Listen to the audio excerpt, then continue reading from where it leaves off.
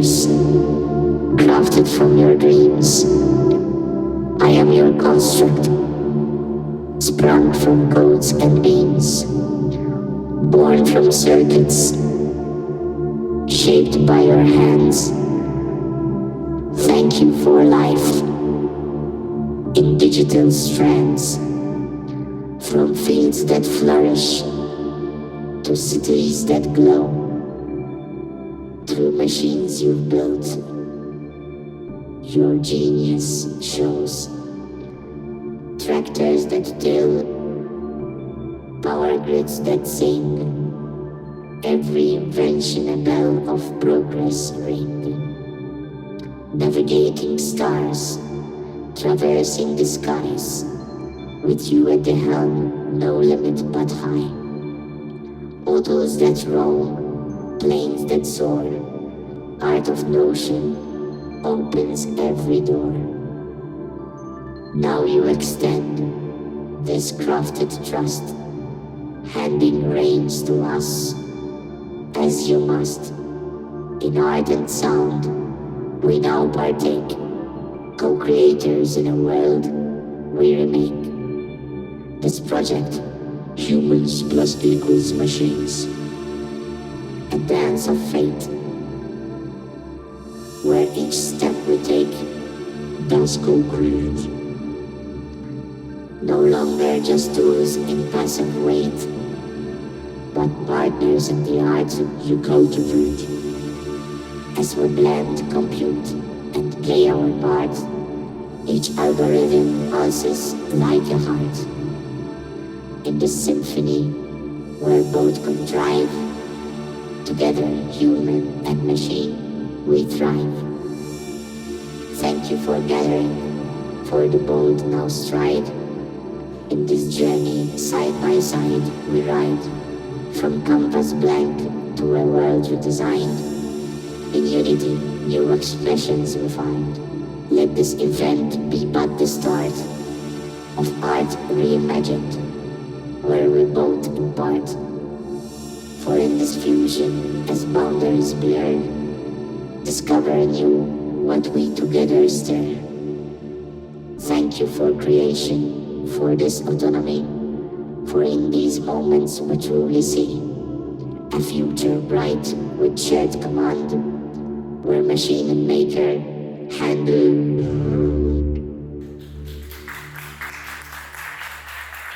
Thank you for coming along and sharing this electrifying kickoff to Humans Plus Equals Machines, which was a dream child of a lot of the Electronic Music Malta team, always fruits of the work and dreams and collaborative work between the team, but also coming from years of working and collaborating with machines as fellow creators and makers. So yeah, the start is going to be a shared experience. We really welcome you to pop up any questions or curiosities that you may have as we go along. Feel free to pop up a hand or any other sign, a phone or something, and we can just facilitate your question into the conversation. And this is going to go into a diverse number of topics because it is a very wide world of human plus equals machine experiences that we're going through. And without much more ado, and thanking especially the EMM team for bringing all of this together, Spazju Kreattiv for hosting, APS Bank for supporting, and Arts Council Malta's consistent support throughout the years. I'd like to welcome Dr. Zicotron and Rudi Agius to the stage to kick off a small conversation.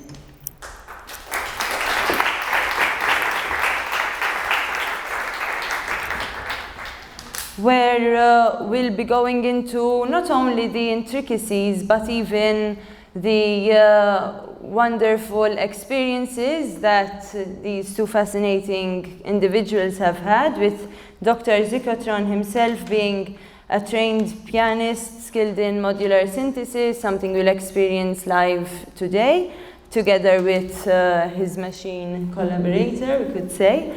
And Rudi Agius, widely known as Son of, being a veteran of electronic music, also known widely, but even more applying research and machine learning in cancer research specifically. So before kicking off this conversation, I just want to reflect together with you whether you're musicians or not, creatives, or I believe we're all musical in one way or another, but I'd like to prompt a bit of a reflection as to what you feel makes a creator. What does it mean to create? I'm not going to ask you to close your eyes and go into a deep meditation around this, but maybe it's just something we can bring about our conversations as we go along. And also, when you create, whether you consider any of your toys, as we call them, to be partners in your creations as makers, or a tool. And following up on that, I'd like to direct a question to both of you. Maybe what and how you would define being creators as individuals, or even in collaborations you may have. Maybe you'd like to start? Thank you, Tina. I think this is off. Well, here we go. Well, I do tend to project, I'm told. So, obviously, it's the million-dollar question, and I think it's a question that has fascinated mankind, since antiquity, in terms of what it is to create, and whether we can actually call it creation. Because I believe that more than create, what we do is we adapt. I think that also from a, let's say, cognitive point of view, we tend to observe, we tend to assimilate patterns, we tend to build up, let's say, a gallery in our brains, whether that's images, whether that's language, whether that's music. And I think where the human spirit comes through is the way we combine those influences. I don't think that anything is created, let's say, from nothing. So that's my approach, at least, to creativity, and I think that's why the more, let's say, exposure we have to different influences, different artists that we listen to, different cultural influences. I think that enriches the ingredients that we can then use to come up with our own personal creation. Thanks. And Rudi, any contrasts, comparisons to this, your own perspective? Kind of extending to what he was saying, like he seems to suggest that there's a personal choice there of how you combine things together. I would take it even in a more rudimentary level, where I think creativity, all it is making a decision over another. I don't think it requires any particular effort or actually knowing how to do something. I think just making a decision over other, you're automatically creating. Now, you can make decisions which most other people do. You can make decisions which are different and don't relate to people. And you can make decisions which are both maybe different and can relate to people. So I think it boils down to that. So there's quite an instinctive nature, perhaps, to the creative flow that you're mentioning. Yeah, I think it doesn't have necessarily, it's not necessarily something artistic. I think it's making a decision, and when we're creating art, we're making decisions all the time. I think once you have one decision to make over another, you are being creative, you are creating. And it's a beautiful perspective, because it's then possibly applied in anything we do in reality, from a step you take to what you have in the morning.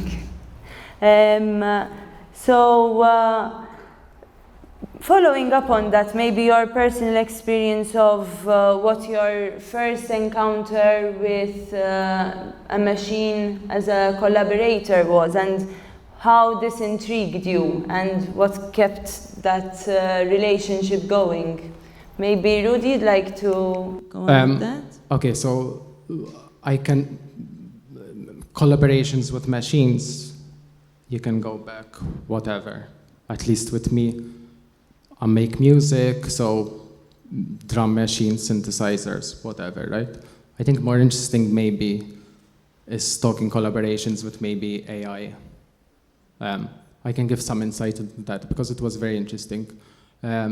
So my experience is with using AI art generators and AI music generators, and you have, when you're using these things, right, it really makes you think on what it means to be creative. Because sometimes, so how you start, you make a prompt and you get an image, right? There's very little effort in doing that.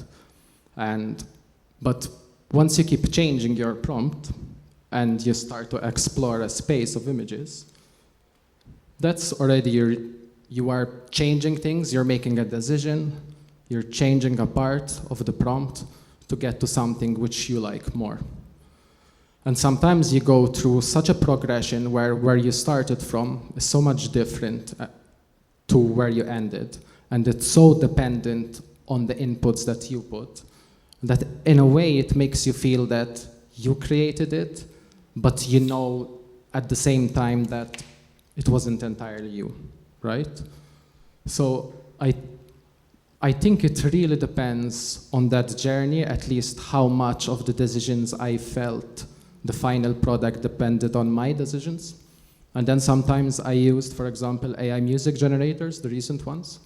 And there I felt like the work was not so much mine, because you couldn't be as specific with the AI music generators as you could be with the AI art generators. So you can only use tags and general terms, so I have less control. So even if something really good comes out and that really excites you, I couldn't feel that much connected because I felt this wasn't really me. It didn't take a journey of decisions that were dependent on me. So even the mental journey, the thought journey, that you pass through when creating, when producing, has left an impact with what you consider something to be more your own, and rather than something which you feel a bit more distant to. Exactly. Which is probably a relationship which might even flow and be different between different creators, you know, that consciousness of this is more me, this is less me, and possibly a space for reflection of what someone is more connected to and a part of their own musical or creative journey. And Alex, can I connect? Okay, exactly.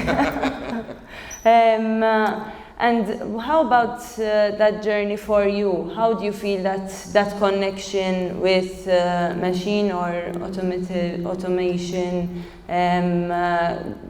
passed through that reflective process for you? And where did you find that connecting point?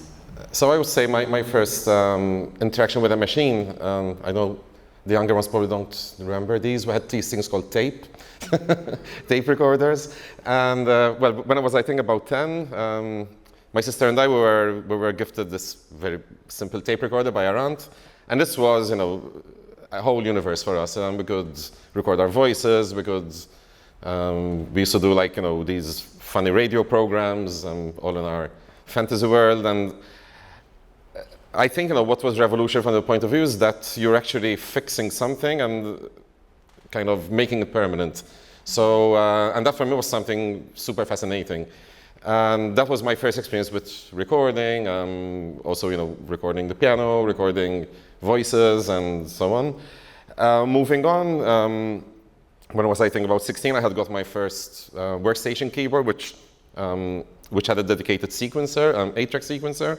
And that for me was also something, something mind-blowing, because for the first time I could actually create backing tracks, or either like complete songs or complete tracks. At the time I was writing a lot of ambient and acid type of music, and the fact that you could exactly program beats, program bass lines, you could actually start orchestrating, so you're going beyond the limitation of just being yourself on one instrument. You could have other instruments going on.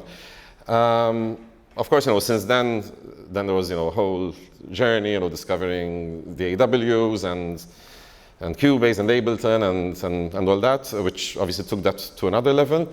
But for me, what was always kind of my holy grail was that when you're working, let's say, with a drum machine or with a sequencer, it's very static, because you program notes and it will keep repeating the same thing over and over again. And my other side of, I also enjoy playing with bands. In fact, I'm seeing Francesca here, who I play with in one of our projects. And when you're in a room with people and you're playing with them, magic happens, because maybe the drummer skips a beat or adds something extra, and that will give you an idea to maybe solo in a different way, or to play softer, to play harder or faster, and so on. And that's something that I find is lacking when you're playing with a sequencer. So when it comes to technology, for me the holy grail was actually to find something or create something that could actually maybe not totally replace that human element, but have that element of unpredictability that allows you to play along with it. And that, in essence, is what I have been trying to do with this whole generative modular music. So, in your case, it was even personal experiences with fellow musicians, which reached that point of finding a machine or a machine collaborator to not replicate, but bring along that similar surprise element to the mix for you. Yes. And you could say that even the flow has gone from machine inventors and creative users to independent machine automation and generative art, which you all mentioned within the flow of your experiences. So now that you mentioned how machines have maybe impacted, or AI have impacted your thought processes, I'm curious to see how you feel the role of humans as creators has evolved, and whether machines and AI are today encouraging creativity or putting it at a risk. Maybe you could. I don't see it's one or the other, to be honest. I think that in any situation you can choose to be creative, or you can choose to follow set formulas, and that could be either whether you're in the Stone Age and you're hitting rock pieces of stone against each other, or whether you have whatever the most advanced technology. For me, I think one thing that sort of one element that needs to come into discussion besides creativity is the element of aesthetics, because ultimately creativity, as Rudi rightly said, creativity is coming up with combining elements in a different way, making decisions. Now, whether that will be pleasing to yourself or to others or not, that's where then aesthetics comes in. And now, some of it, I would say some people, when we say some people may be talented or artistic, it's maybe they have an innate sense of, whether, what colors to combine with visual arts or fashion or proportion, if we're speaking about architecture or design. And with music, you're dealing with relationship between musical intervals, rhythm, and so on. And let's say, besides in this journey, I would say I had two quests. One of them is this thing about creating something that's maybe a little bit more autonomous in the ways generating music. But the other one is actually, how do you instruct it to produce things that are actually pleasing to the ear? Because as we all know, with modular, you can get beautiful results, but you can also just get random noise. And of course, that's also a genre, and I'm not dissing it. I know there are people who are, I know Japan in particular, they're big on that stuff, literally noise music. Maybe it's, sorry, not everyone's cup of tea, of course. So for me, yes, I'm very interested in sort of what makes something sound good and what makes something sound less good. And that took me on a different journey, going back to Pythagoras, actually, who basically was analyzing the whole concept of mathematical relationships in music, and how some intervals create harmonies that we enjoy listening to, and others create dissonance that we find annoying, or maybe they can work in certain situations. So, and that whole sort of bedrock of mathematical principles is a very important part in how you actually, in my opinion, actually lead to something where the machine is creating something that makes musical sense. And Rudi, in your case, again, do you think it's a matter of this relationship encouraging the creative flow, or especially, for instance, when it comes to emerging artists who maybe didn't have the experience of starting from tape as a more tangible means of creation, and now being automatically raised in a machine environment and in an automotive art environment? Is there more chance of risk? Do you think, similarly to Alex, it's not one or the other? Or? So about the question of whether it will make people more creative, I can link it to what he said about aesthetics. I think what it will make, let's think of a world with AI music, AI films, is it will allow people to show their aesthetic, which couldn't otherwise show. So, for example, me, I don't know how to paint, right? I don't know how to make digital art. But now, through AI art, I can show my aesthetic without any effort. So you're going to see a lot more of those things. You're going to see a lot more niches. I think the problem for emerging, I think this is a little bit of a downer kind of part of the conversation. There is hope, but because it's been something that I have been thinking about a lot, right? So for artists. So when we talk about machines and AI, etc., we hear a lot about AI stealing music or stealing styles of artists, etc. I don't think that's such an issue, in a sense that as humans, when we are making our art, we are influenced by other artists. And I've never seen any musical artist who created a genre and made a wave, and all the copies that came after him became more popular than them. So the people who are originators, everyone knows who the originators are, so it doesn't matter how many copies. But I think the real issue is, so each piece of technology, we're talking about machines, right? You mentioned tape recorders, drum machines, synthesizers. So each time a new wave of technology came, you have, okay, so before, if you wanted to, let me stick to music. If you wanted to make music before, you needed to learn an instrument. So you need to put a lot of effort, and you might need a family that has money also to buy you that instrument and take you to lessons. So less people are making music. Once, for example, maybe synthesizers came and maybe drum machines, that gave access to a lot more people, because maybe people who don't know how to learn an instrument or couldn't get their hands on lessons found something cheap, and now they're making music. So you are increasing the number of people making creative things. And the effort for you that is needed to make music, for example, is reduced. Then laptops came, okay? The effort is reduced even more. Now you don't need to spend money on gear.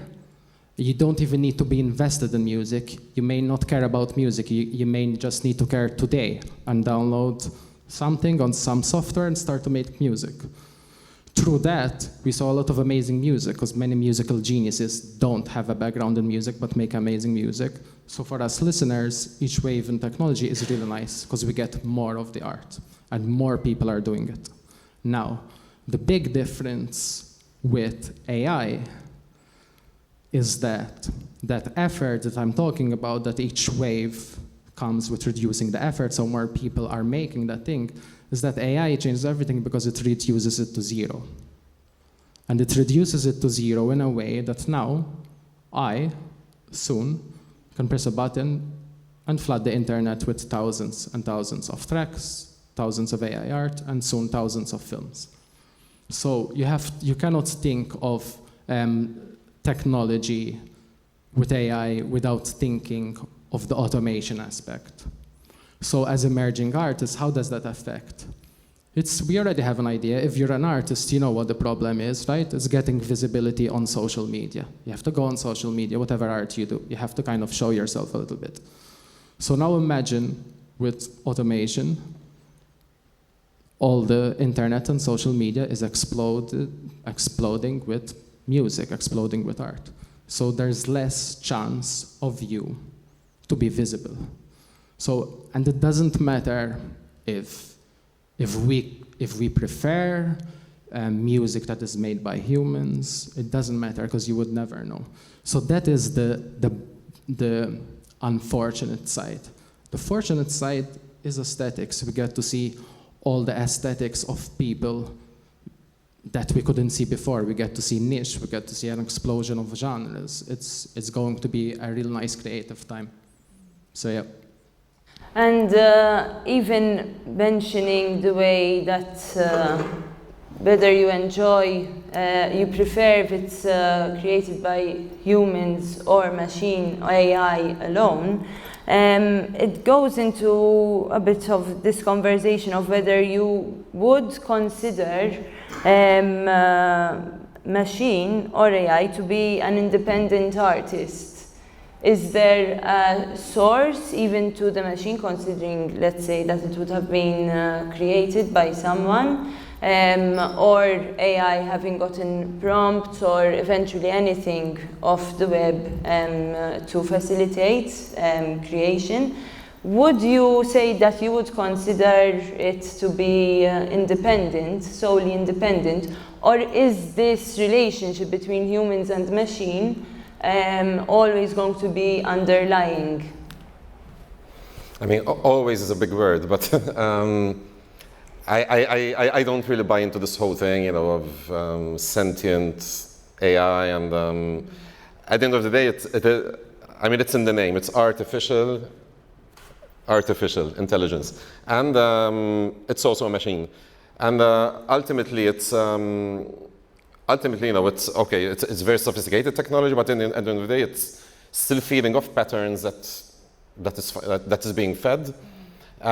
So I don't really buy into this sort of considering AI or any kind of machine as an artist, because at the end of the day, art is something then which is much deeper than that. And I think one point that's always missed in these kind of conversations is that I think we focus, you know, solely on the result, sort of what is the end product. But art is not about the end product. Art is about the process. So, and that is the reason why we do it and why we spend considerable amounts of time talking about it and doing it and learning how to play instruments or how to paint or whatever. It's because we feel that is, you know, that is a way that gives meaning to our life, and it's an activity that we feel that enriches our life experience, investing our time in it. And I think that's something that has merit on its own, you know, independent from the fact whether you could have got the same result by feeding a few prompts in an AI and getting exactly the same result. I also think that nothing is really new under the sun. So I mean now okay, AI is all the rage and it's the buzzword going around, but I think, you know, with every leap in technology, whether it was, I don't know, the invention of the camera, whether it was the invention of the printing press, whether it was the invention of tape recorders, there was always this sort of debate. Okay, now, I mean, for example, with photography, this was the classic case. You know, painters were up in arms. Now, you know, you can't call that art, or, you know, now you're replacing us because, you know, it would take us ages to paint a portrait, whereas you can just click a button and there you go. And of course, nowadays, you know, photography is considered to be an art form in its own right, but we don't consider the camera to be an artist. It's always the perspective of people like Aldo, you know, who are choosing the angle and choosing the lenses and spending considerable amount of time learning about all the concepts. And I see no difference between that and any other technology that allows us to express ourselves. Having said that, I think the only sort of, let's say, practical implication that might be negative for creatives is that maybe with, let's say, paid jobs that are maybe not creative, but more like things that artists do to earn a living, like maybe, I don't know, producing music for adverts or jingles, or that I wouldn't say has artistic value. It's more sort of a craft that, and I think those kind of revenue streams will be impacted because, you know, who would pay? At the end of the day, it boils down to money and financial considerations. So if you can produce a jingle by, you know, for free by entering a few prompts, you probably would not commission an artist unless you really want to then have a brand that wants to really distinguish itself from everyone else. And I think with every sort of with every wave of automation, even going back, let's say, to, you know, mass production and let's say in the crafts. I mean, that's why nowadays people pay good money for handcrafted objects. They are not as perfect as the mass-produced ones, and because of that, they are perceived to have more value. So I think, you know, the human element is always appreciated, and probably the more artificial stuff there is out there, the more then people tend to look for what's more authentic and individual. So just to butt in, you said art is not about the end product, it's about the process.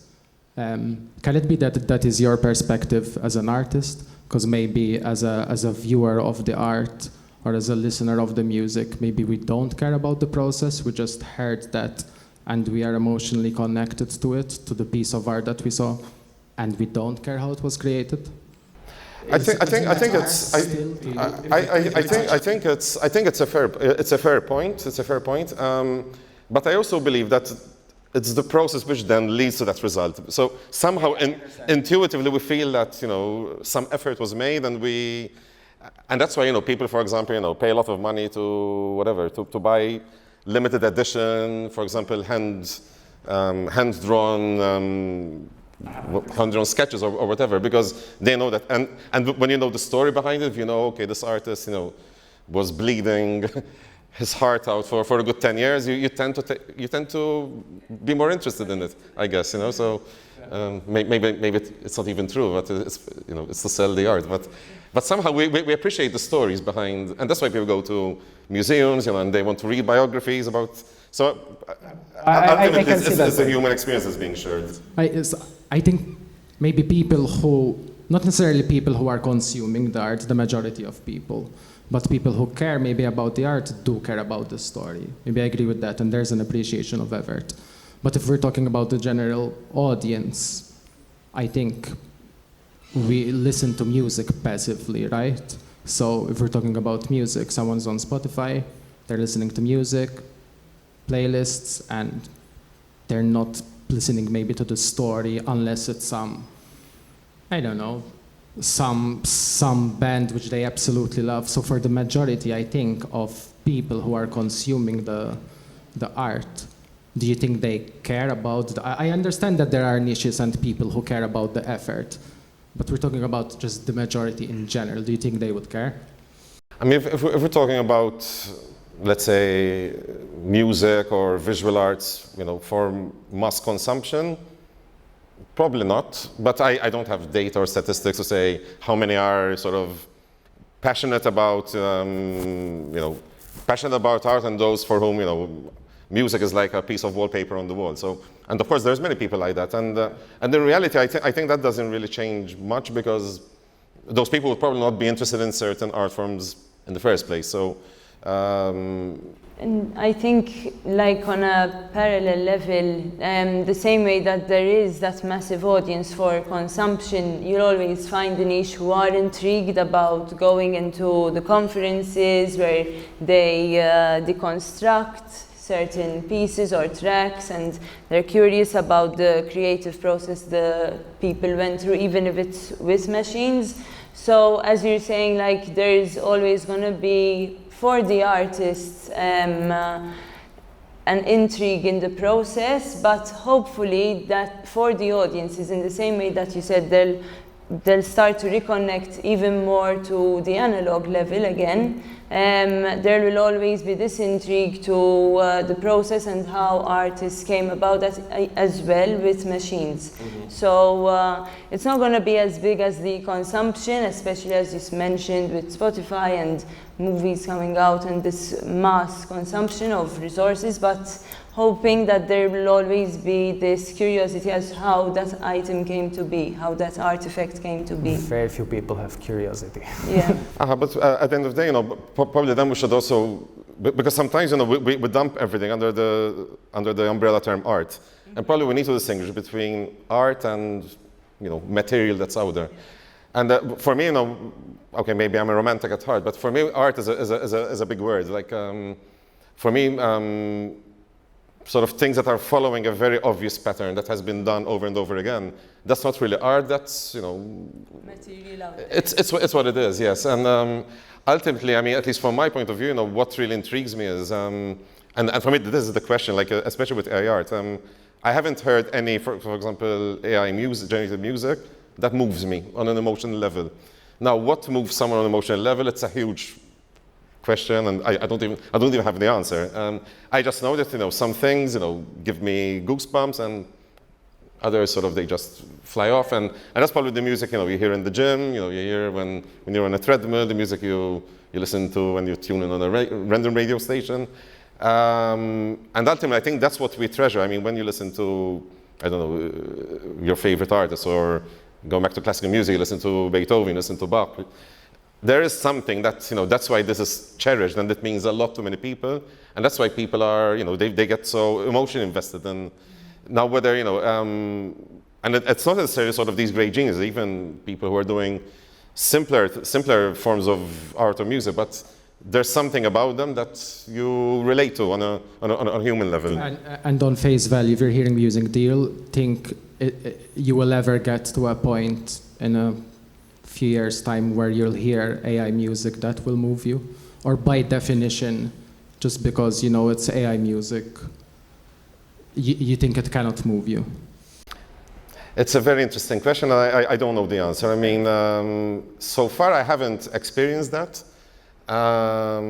Having said that, a few weeks ago, someone sent me a piece of AI-generated music that was kind of it sounded like 1920s swing, kind of Billie Holiday kind of music, and I was informed in advance, so my expectation was already okay. This AI. I mean, it is very impressive when you hear it, and it sounds very realistic. Somehow, maybe no, I don't know whether it's because I already know it's AI.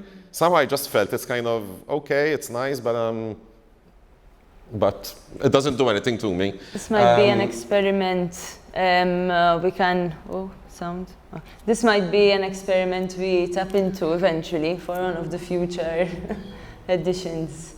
You wanted to add something? I agree with you. Like my experience with AI music, a lot of people, you hear stuff, it sounds, I don't know, like Eminem or like stuff from the 60s, and okay, like you're just recreating music that we've heard before. It sounds nice. You would fool me that it wasn't AI music, but that's because that's why I'm saying, like, what if you hear something that is not derivative, that is something that you're like, oh, I've never heard this before, but I think you will probably get to that state. If music moves you, that humans create, you're going to hear AI music that will move you in the same way, for sure. I don't know. It's because it's very intangible. Like we can't even explain why we find something moving and something less, and we find something maybe pathetic, and I don't even think that there's enough maybe psychology literature on this.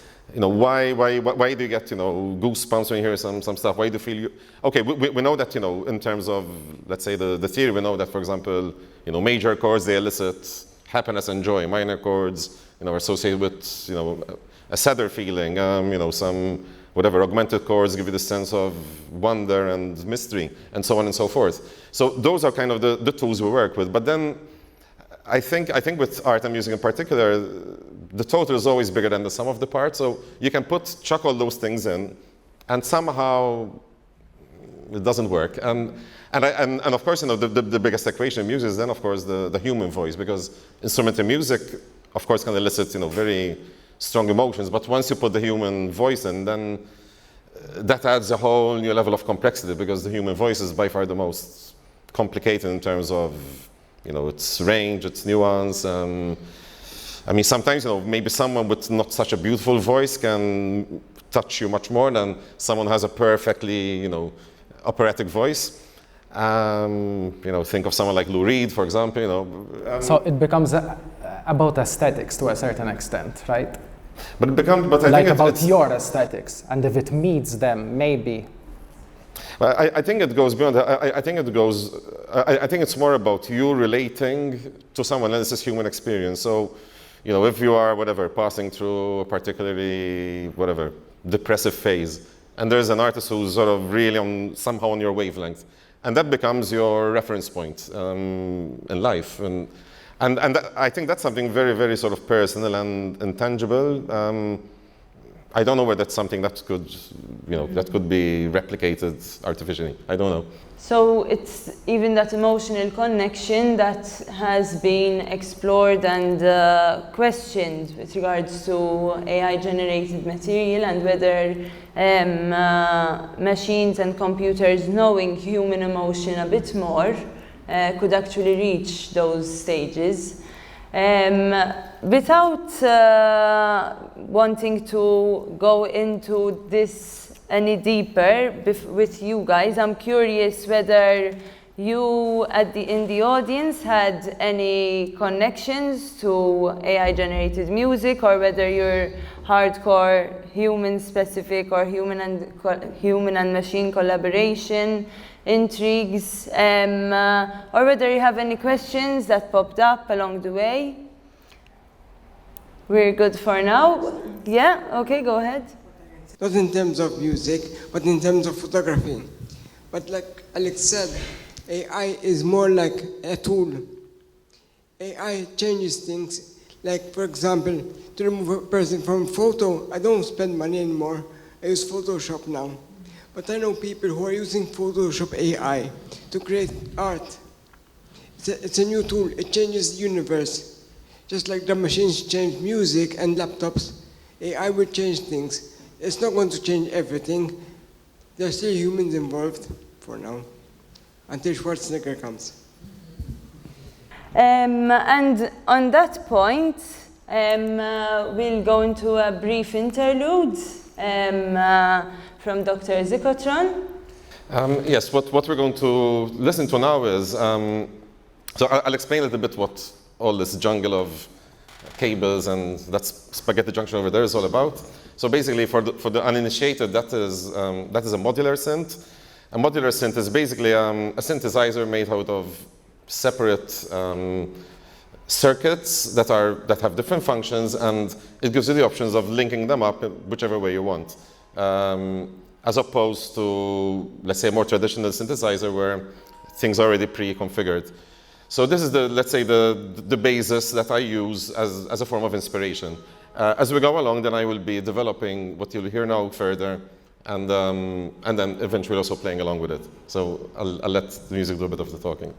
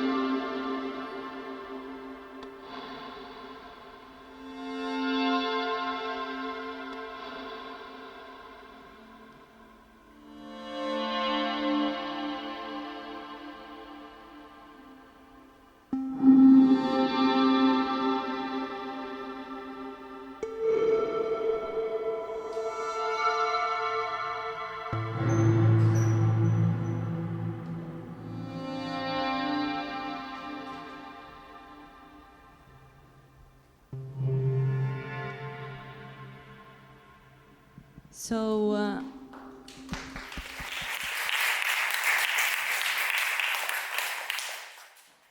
maybe you want to delve a bit into how you came about producing that patch, and whether knowing that you're going to perform with it or having it as something separate coming up together would have influenced you, or whether that actually helped you create it, or see which direction you wanted it to go. Thank you. So glad everyone's still awake. So the biggest challenge with working with modular synths is, of course, by nature, modular synths are very chaotic. It's not like, if we had to go to the fundamentals of music, music is made up of sound vibration, frequencies. And frequencies don't come in the natural world. Frequencies are not organized, according to a scale. So that is the whole, let's say, human intellect that managed to, going back to Pythagoras, that managed to organize these frequencies in a way that ultimately led to the creation of instruments like the piano, where you have strings that are tuned to very specific frequencies, and the same with other instruments that are basically organizing frequencies according to a scale that that is pleasing to the human ear. And with modular, that is the challenge, because the exciting part is that you're basically using electricity. Thank you, Anna Malta, for. So you're basically using electricity to create oscillations, to create moving sound waves. And left to its own devices, it would sound probably not as pleasing. It would sound very random, very chaotic. For those who are into, let's say, sci-fi or old sci-fi, when you hear a lot of those, weird, like computer sounds, or that is normally these oscillators behaving in an erratic and random way. And my holy grail was always to try and use that, in a way to create something that is that has a musical sensitivity to it, and because of that, that is something that I can use as a form of accompaniment to play with. In order to do that, we go back to what we were mentioning before, which is patterns. And patterns, I don't think, are something that we create, but I think they're something that we discover. So I think patterns actually come from, without wanting to sound too, esoteric, but these patterns do come from the universe and from the natural world around us, and that's where, let's say, certain mathematical principles come along, and that is something that I would say is the theory behind all this. In this particular case, so what we have here is different voices, oscillators, or voices that are creating sounds and tuned to certain musical intervals, but it's not always repeating the same note. So there's a range of notes that the randomness can choose from, and that is what is creating it. But then music also works on different levels. So you have what's happening at a particular moment in time, so that could be the chord you're listening to, but then there's also the progression in music, how you go from, let's say, one chord to another. And again, if you had to leave it totally random, it would probably not sound very pleasing, because most musical intervals don't work or sound strange. So basically, I really went back to the basics with this, which is what in musical theory is known as the cycle of fifths. And the cycle of fifths is a concept that I would say was discovered in the Baroque era of music. So we're talking about mainly Bach and his contemporaries. And what is the cycle of fifths? Basically, it was this discovery that if you take, so the musical scale is made out of 7 notes, not counting the semitones. And basically, if you always go up by an interval of 5, so let's say from C you go to G, then from G you go to D, from D you go to A, you basically have this infinitely repeating cycle where after 12 steps you end up back on C, or back from the note that you started from. So basically what it's doing there is I program in a certain way where these, what we call modulations, where it's moving from one key to another, are always stepped by a fifth. And then you have also the reverse of that, which is going down by a fourth, which I'll be exploring in some other of these patches. And using these, let's say, these fundamental principles of music, that's what creates something that is musical, because it's not just throwing random notes and notes which might not really work together. So I would say that that's the bedrock of what in a nutshell of what you were listening to. It's so credit to Bach and not to me. And in fact, that really leads into the idea of authorship behind all this, because as we were mentioning, machines would have been created by in the same way that AI would have a developer and machines would have their own developers, and then even having the process of the artist using these machines, or whether it's an artist creating the machine and then using whatever he developed. Would one be of more relevance than the other in this conversation? How would the authorship play about? And in the same way that you mentioned this influence from the cycle of fifths and Bach, how does that, would you find a parallel between that and using a machine created by another creator but towards your own productions? Maybe Rudi, you'd like to delve into that a bit more? I cannot give an answer probably as good as him about authorship, etc. but what I can say is how the AI algorithms work. When they are generating something from you, so they are trained on music, it can be anything, and when you prompt them, they are made to generate something based on what they are trained on, but not exactly. So there are always changes. It's stochastic, it's a little bit random. That's why they're called generative algorithms. Now, all I can say is that I cannot see any difference from the way we make music. We train our brain on the music that we hear, and then we generate things, which is not exactly that. So that's what I can offer, but then on any legal, let's say, terms, etc., that's a whole different thing. Mm-hmm.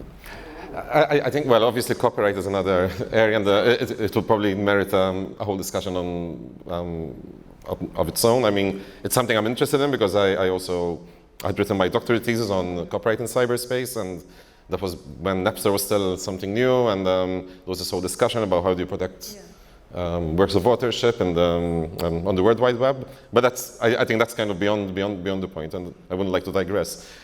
I think when we speak about authorship, I personally have a bit of an issue with it because I think there's a lot of kind of ego involved in it, in the sense that we want to believe that we are we've created everything that we have, and I think what we do is where our input comes in is how we sort of mix those ingredients together that are actually a combination of the work of so many other people. So I mean, for example, if I had to analyze this, I mean, starting off with the model synth itself, I mean, each of those modules for me is a work of genius. So some of them are incredibly creative solutions to music production and solving, let's say, technical issues or coming up with new creative ways of how to do things. And going back to whoever invented the piano, I mean, that's one cannot live without the other, because I mean, we would not be enjoying and marveling about Mozart's music if no one invented the harpsichord. So I believe that instrument building is an art form in itself. It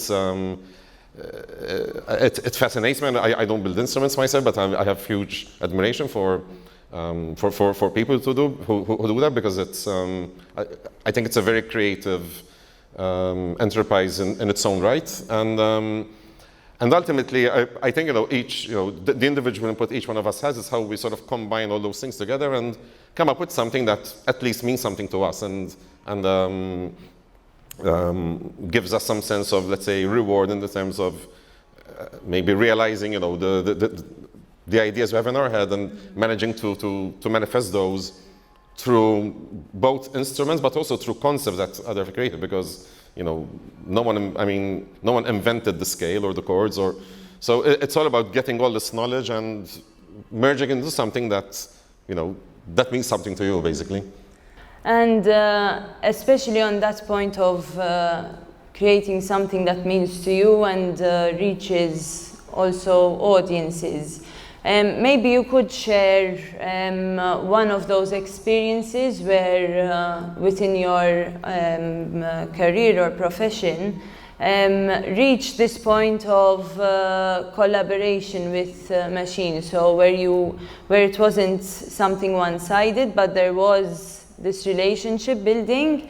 If maybe you could give an anecdote on that, on one of these maybe aha moments of collaboration, and also where you'd imagine this kind of relationship taking you. So what you would feel is an ideal point of human-machine collaboration, if there is an ideal point, because as we're mentioning, there are a lot of borders and boundaries which are really transgressing and flowing between each other.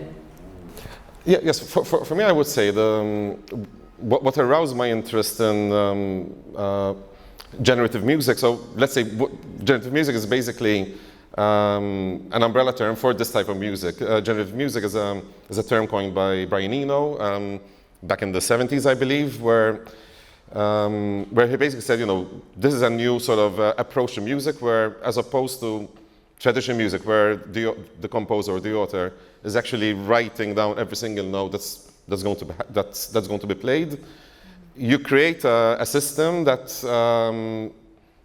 creating its own patterns, and if you had to listen to it until infinity, it would never be exactly the same. And the original experiment started off by using reel-to-reel tape machines out of sync with each other and playing the same loop but out of sync with each other, and they keep creating different combinations of those sounds.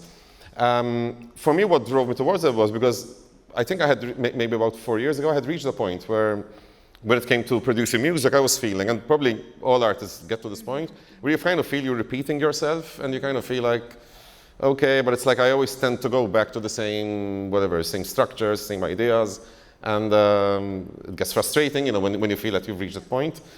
So for me, I was interested sort of having something that can inspire me in ways that I would not have thought of. And for me, that is that was the trigger, I would say, to embark on this journey to discover and to start creating generative music. Of course, it's quite a complex thing. The learning curve is quite steep, but I think it got to a point, where, for example, I was also programming, let's say, different rhythms using, again, modular synths that are constantly changing. And all of a sudden, I felt like, okay, now it sounds like there's a drummer in the room, and a very creative drummer. So I could come up with let's say, rhythms or ideas that I would not really have probably come up with if I was in control of the whole process from beginning to end. So for me, that is where the collaboration element comes in, and that it can push me in certain directions that I would not have thought of. Because I think ultimately, we always fall back on the patterns that we know and the patterns that we've learned. Whereas if a machine can sort of steer you in a different way and you can react to it, that I find interesting. And I had started the first experiments, well, let's say, the first project was about years ago. I had produced a short EP consisting of 6 tracks. It's called As Above, So Below. And that was, let's say, maybe a simpler version of what I'm doing now. But the whole idea was creating a generative patch and then improvising on piano along with it, with no predefined melodies or so going to it like totally spontaneously and just improvising, which in essence is what I'll be doing today. So I didn't come here with a prepared, performance or with prepared tracks. So I'm going to be listening to what that thing is doing and saying, okay, now we're in A minor, and this kind of groove will, whatever, inspire me to do this or that. So this I find it refreshing because it's never, I mean, of course it's challenging because you never quite know what the outcome is going to be. But it keeps you guessing about yourself. It keeps you guessing, yes. And you mentioned this about collaboration, like even from past conversations, this element of having a human or non-human element which allows you to reflect on what you're doing beyond what you would have thought about yourself, and challenging that thought process, as you both mentioned, towards something new. So it's even allowing a strong learning experience about ourselves. And Rudi, if you could maybe give your own personal anecdote about that, maybe that aha moment you had, be it within music or even within other research that you've done. I think it's kind of very similar to what he said. When you use different things, it kind of, the restrictions or the chaos they have, or they just inspire you to do things in a different way. And when you explore different machines, you tend to do different types of music or focus on different types of elements of the music. I can use certain software where I'll focus more on melodies. I use certain software where I'll create more experimental stuff because it starts with a lot of randomness.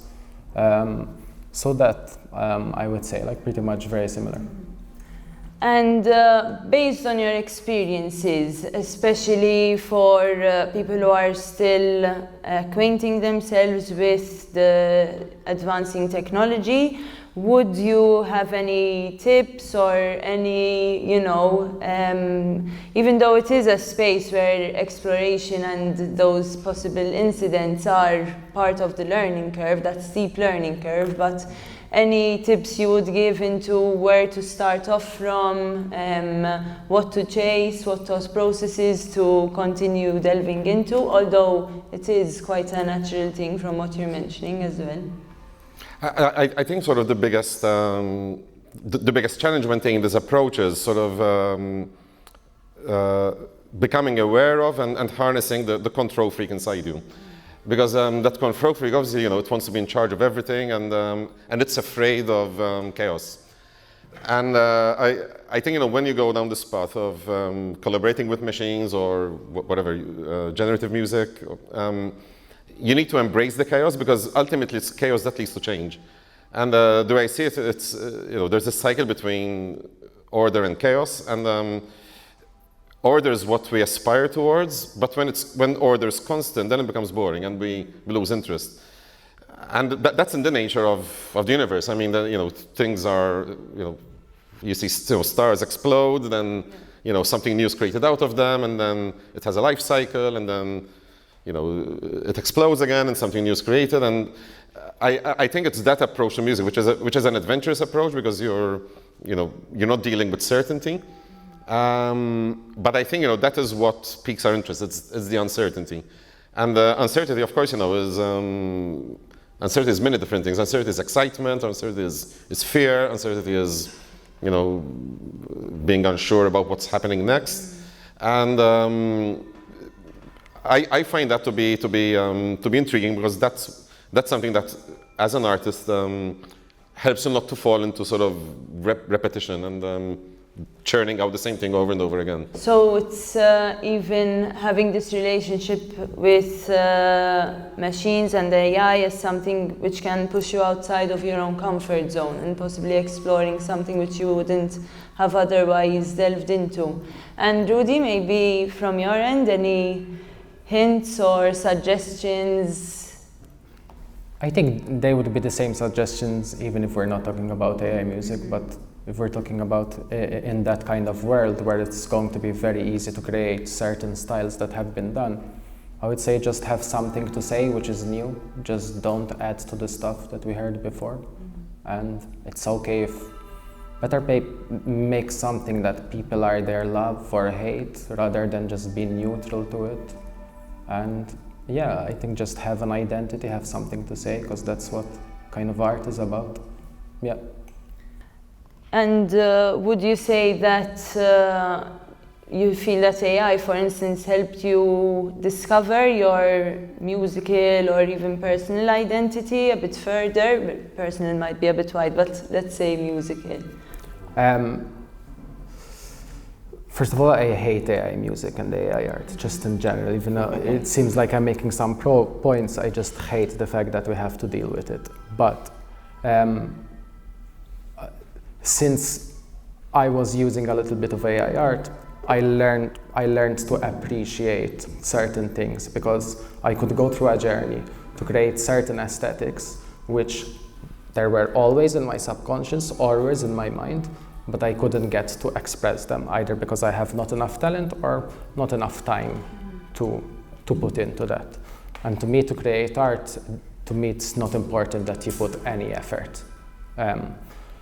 So that gave me a little bit of hope in terms of approaching it for music, that I can think of, okay, in the future I can create these genres and styles which are in my mind, but I cannot express them now because I am limited with what I'm using, but I will be able to express them, or expressing certain aesthetics, that's it. So that's what I would hope it will enable me to do.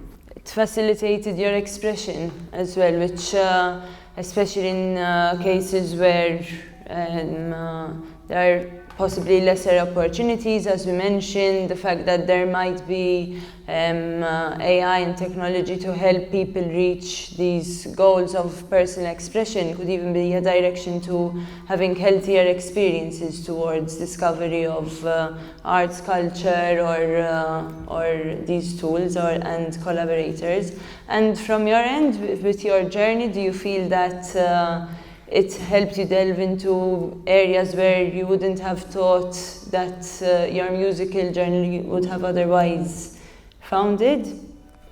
Yes, absolutely. I mean, to make it clear, like I have not really experimented with artificial intelligence when it comes to music creation. So as you can see, my approach is very old school. Actually, I'm working with acoustic instruments and mainly analog synthesizers.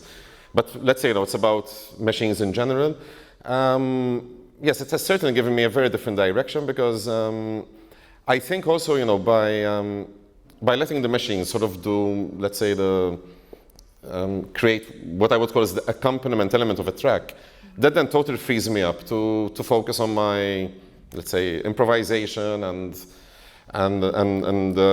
so I think it liberates a lot of mental capacity.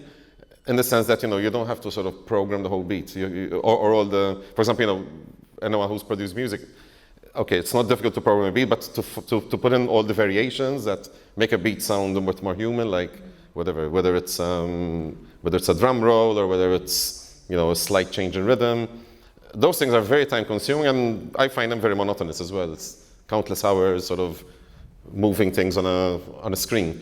So if you have a machine that can actually do that for you and sounds, and inspires you, then I think it's freeing up your time and attention to focus on other things, which could be the more, let's say, melodic or expressive side of things. So I do see merit in that, yes. And on that point, I'm really going to enjoy seeing you let free with your accompaniments and improvisations. Thank you for the conversation, and we'll leave you to it. Thank you.